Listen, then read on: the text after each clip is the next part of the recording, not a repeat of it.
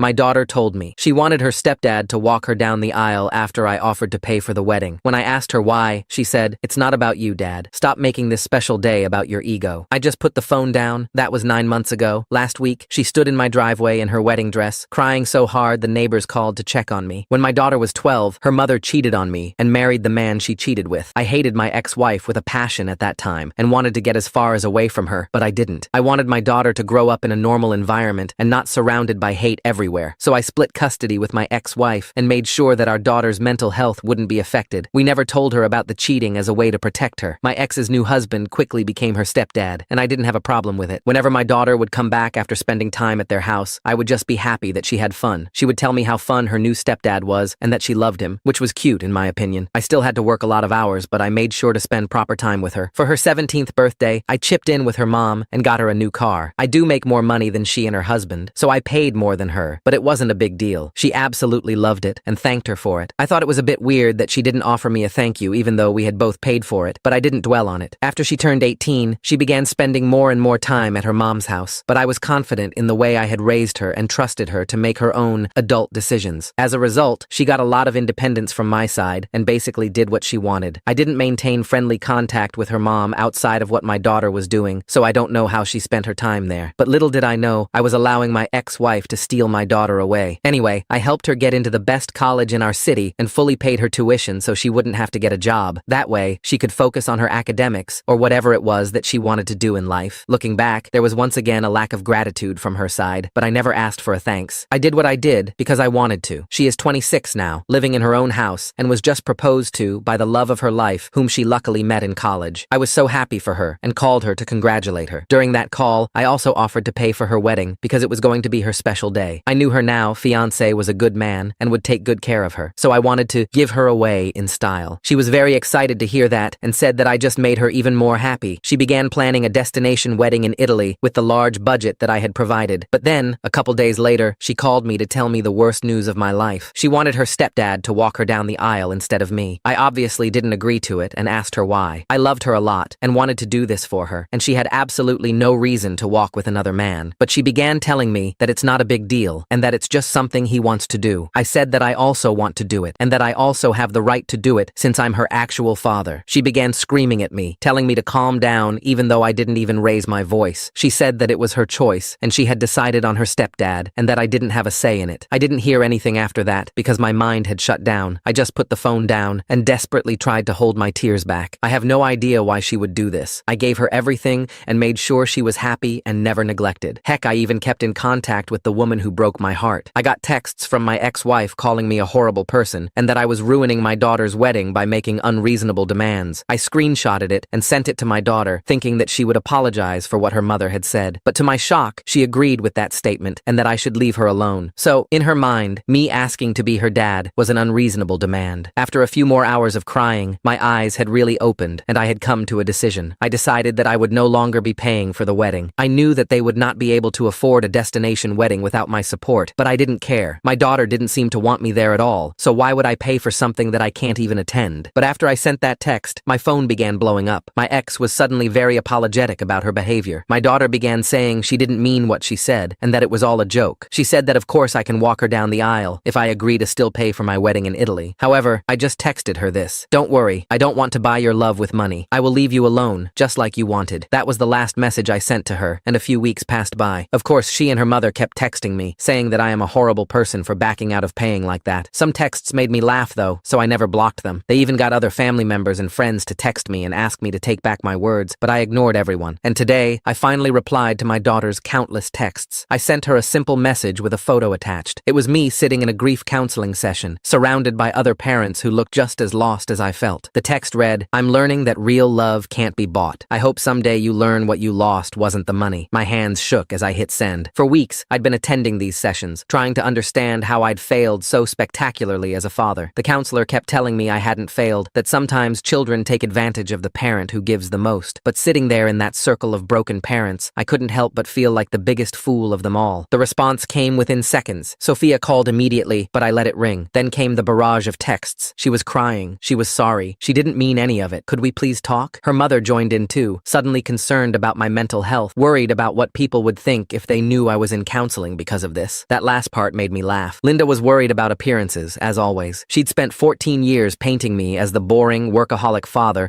while she and Derek got to be the fun parents. Now she was concerned about what people would think. I blocked both their numbers. The wedding was in 3 days. From what I'd heard through mutual friends, they'd had to cancel Italy and book a local venue instead. The guest list had been cut from 200 to 50. Sophia's dream wedding had become a rushed affair at a country club. Part of me felt guilty, but a bigger part reminded me that this was the consequence of her choices. My phone rang again. This time it was James, Sophia's fiancé. I almost didn't answer, but something made me pick up. He didn't waste time with pleasantries. He told me he was calling without Sophia's knowledge because he needed to understand what had happened. His family was confused about why the wedding had been downsized, and Sophia kept changing her story. First, she said I'd had a financial emergency, then that I was being controlling, then that it was all a misunderstanding. I told him the truth, all of it. How Sophia had wanted Derek to walk her down the aisle after I'd offered to pay for everything. How she'd called my desire to walk her down the aisle an unreasonable demand. How she'd only backtracked when the money disappeared. James was quiet for a long time. Then he asked me something that caught me off guard. Has she always been like this? I thought about it, really thought about it. And the answer was yes. The car she'd only thanked her mother for. The college tuition she'd never acknowledged. The years of birthday and Christmas gifts that went unmentioned while she gushed over whatever Derek had given her. The pattern had always been there. I'd just been too blind to see it. I told James he seemed like a good man